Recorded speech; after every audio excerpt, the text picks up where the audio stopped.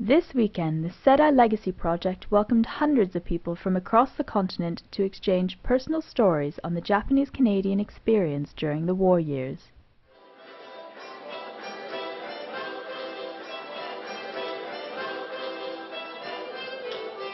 Hosted over 3 days at the Japanese-Canadian Cultural Centre in Toronto, the conference was designed to bring the Japanese-Canadian community together and to encourage the children of the internment camps to tell their stories, many of them for the first time in their lives.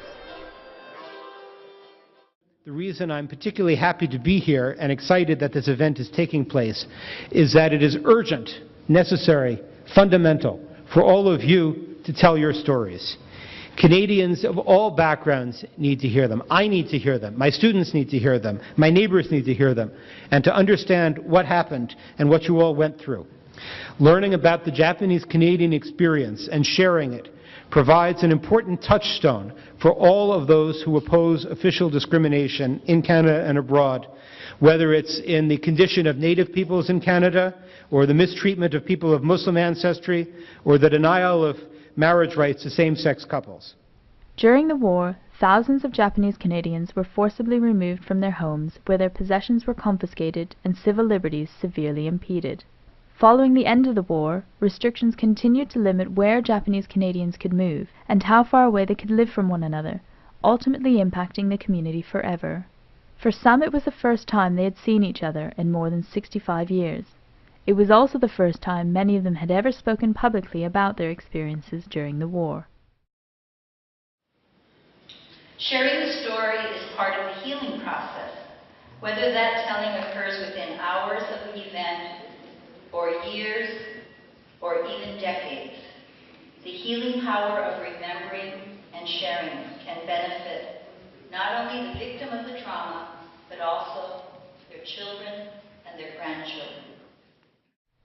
Participants were broken up into smaller groups where they had a chance to tell their story while audience members listened on. The stories were captured on video as part of the project's broader goal to gather, protect, and disseminate the history and legacy of Japanese Canadians. I told them about where I was at that time and how they made us move out in 24 hours. We were on a little island just on the north end of Vancouver Island, and they made us go to Vancouver in 24 hours, left everything there, and were put into Hastings Park. And from there, we went to Slocan. The coordinators of the conference said at first it was a challenge to get people to come forward. At first it was difficult, but I think what happened is once a few of them agreed to come out, they would tell their friends about it, as well their children and grandchildren were encouraging them to tell their stories, and then it really got momentum, and the whole conference then took off, and so we ended up with over 100 storytellers. On the final morning, when all participants convened in Kobayashi Hall to give feedback on the weekend, comments revealed the conference as a landmark success for the community, and already people are abuzz asking when the next one will be.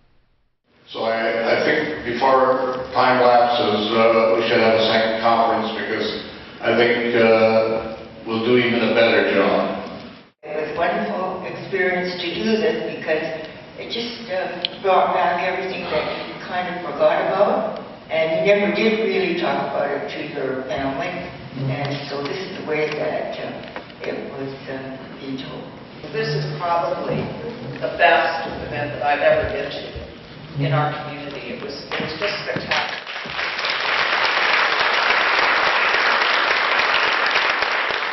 And I think one of the reasons it was so wonderful was to see multiple generations of our community. You know, in some cases, the grandchildren brought their grandparents out because they wanted to hear their stories and said, it's time that you talk about it. To end her final retirement years in a place like the Cultural Center with the meetings that we had, and to remember and to enjoy and to see some friends still healthy. And when Mrs. Ktajima mentioned that I didn't know anybody, are you Molly? And We used to spend our days in Strawberry Hill.